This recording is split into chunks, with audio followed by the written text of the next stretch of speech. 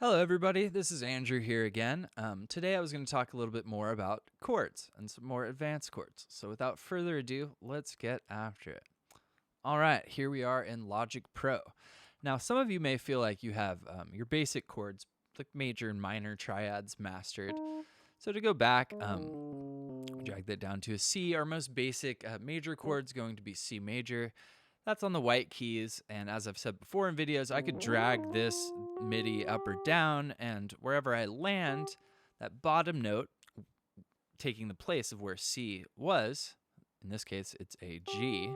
If you hold that note down, it'll also tell you that. This is now a G major chord. If I go for a more complicated one, maybe an F sharp or a G flat, these notes are now all black keys, F sharp, A sharp, and C sharp, or G flat, B flat, and D flat. Again, those black keys, we can call them two different names. That concept is called an enharmonic, two notes that have two different names. All right, cool. So that was for major, and then for minor, your basic key is going to be A minor. If you can remember that, and draw what I just did, and you can remember when you drag that up or down, that's now an F sharp minor chord. If I were to drag this to a C sharp, that's now a C sharp minor chord. Now the reason this is so important for those of you that are trying to make music on a computer, or it's also equally important if you're learning an instrument, you just won't approach it from a DAW like Logic Pro like we are. But the reason it's so important is that pretty much all the music that you enjoy listening to has some kind of chords in it, and it is written using some kind of scale. And that is true for really no matter what kind of music you're into. If we get into avant-garde styles of music or jazz music, we might encounter music that requires us to know many different chords and many different scales to write one piece of music, but it's still necessary. And in the computer, it's extra cool because, as you just saw, I draw it into the computer, I can drag it up or down, and the computer will play it. So it's like the most important or cool time to know theory there is. All right. Now, with that knowledge, let's write a 1, 5, 6, 4 chord progression in some different key. Let's do it, how about in A major. So again, you could draw your C major chord and then drag it up to get to A. So let's do that instead of jumping straight to A. So 1, 6, 4, 5. And the key of C major, that's C major, A minor, F major, G major. Sounds like this.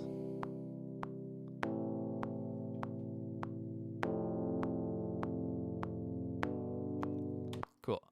I'm going to take that where I see the C. I'm going to move that C. Let's go up to an A. Now this is a 1, 6, 4, 5 chord progression in the key of A. Notes become A major, F sharp minor, D major, and E major. Cool. So now let's talk about some more sophisticated chords out there.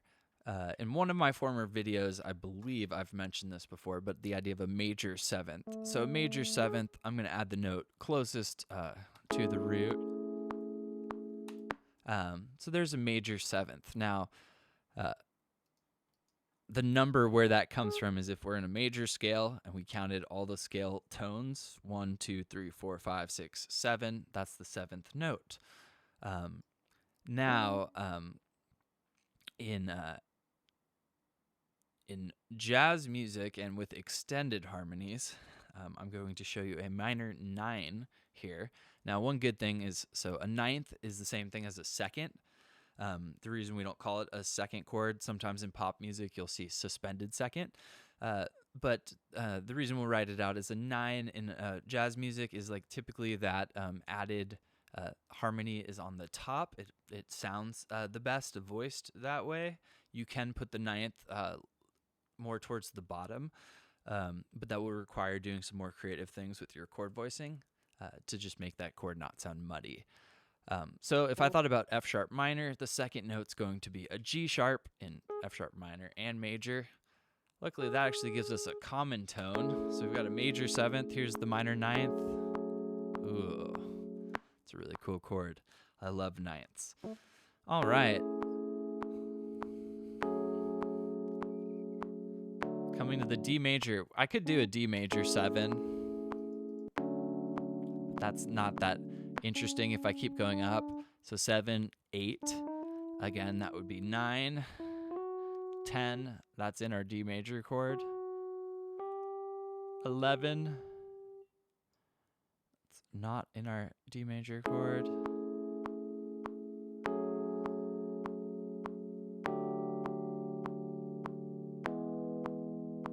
So that sounds really dissonant. Why does that sound so dissonant? Well, one, that note is not in the key of our A major scale. So now if we go to a G sharp, that's like a sharp 11.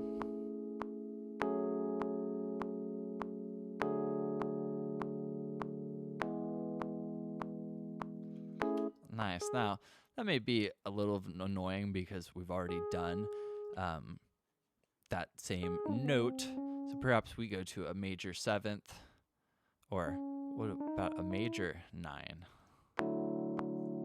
That sounds pretty cool.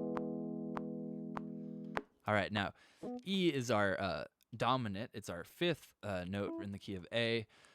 So now I typically will have that be a dominant 7th. So instead of a major 7th, it's down there at D. This will also be called an E7 chord, or whatever letter 7.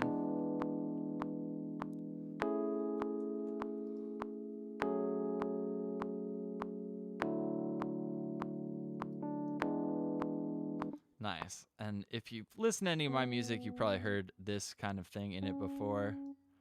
But I like the sound of walking down the scale in the last measure with some syncopation.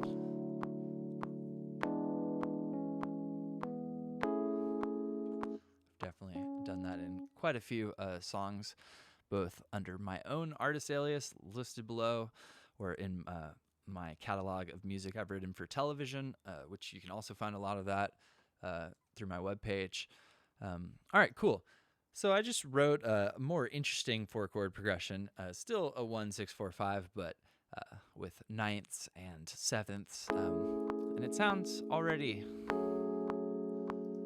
a lot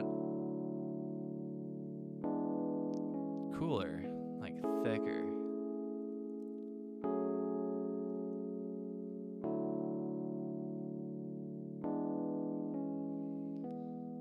Nice.